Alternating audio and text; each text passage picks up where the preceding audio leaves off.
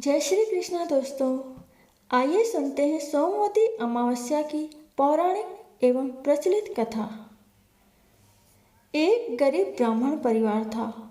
उस परिवार में पति पत्नी के अलावा एक पुत्री भी थी। वह पुत्री धीरे धीरे बड़ी होने लगी। उस पुत्री में समय और बढ़ती उम्र के साथ सभी स्त्रियोचित गुणों का विकास हो रहा था।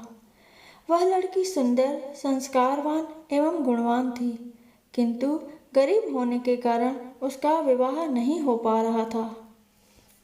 एक दिन उस ब्राह्मण के घर एक साधु महाराज पधारे। वो उस कन्या के सेवा भाव से काफी प्रसन्न हुए।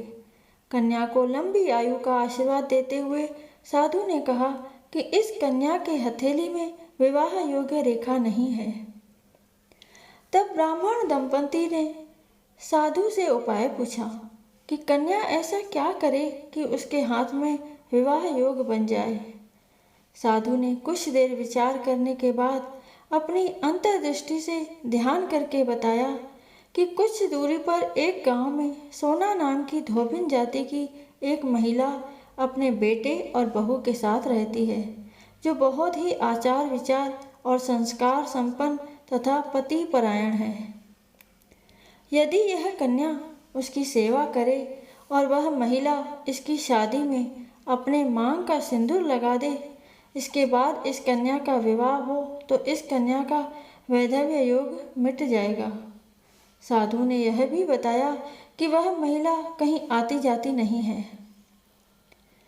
यह बात सुनकर ब्राह्मणी ने अपनी बेटी से धोबिन की सेवा करने की बात कही। अगले दिन कन्या प्रातः काल ही उठकर सोना धोबिन के घर जाकर साफ सफाई और अन्य सारे काम करके अपने घर वापस आ जाती।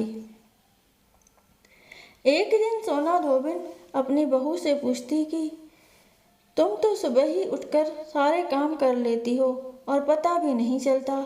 बहू ने कहा, माँ जी, मैंने तो सोचा कि आप ही सुबह उठकर सारे काम खुद ही खत्म कर लेती हैं। मैं तो देर से उठती हूँ। इस पर दोनों सास बहू निगरानी करने लगी कि कौन है जो सुबह ही घर का सारा काम करके चला जाता है। कई दिनों के बाद धोबिन ने देखा कि एक कन्या मुंह अंधेरे घर में आती है और सारे काम करने के बाद चली जाती है। जब वह जाने लगी तो सोना धोबिन उसके पैरों पर गिर पड़ी। पूछने लगी कि आप कौन हैं और इस तरह छुप कर मेरे घर की चाकरी क्यों करती हैं। तब कन्या ने साधु द्वारा कही गई सारी बात बताई। सोना धोबिन पतिपरायण थी, उसमें तेज था, वह तैयार हो गई। सोना धोबिन के पति थोड़ा अस्वस्थ थे। उसने अपनी बहू से अपने लौट आने तक घर पर ही रहने को कहा।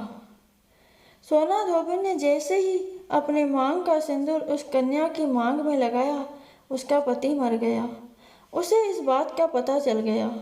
वह घर से निराजल ही चली थी। वह सोचकर कि रास्ते में कहीं पीपल का पेड़ मिलेगा तो उसे भौंरी देकर और उसकी परिक्रमा करके ही जल ग्रहण करेगी।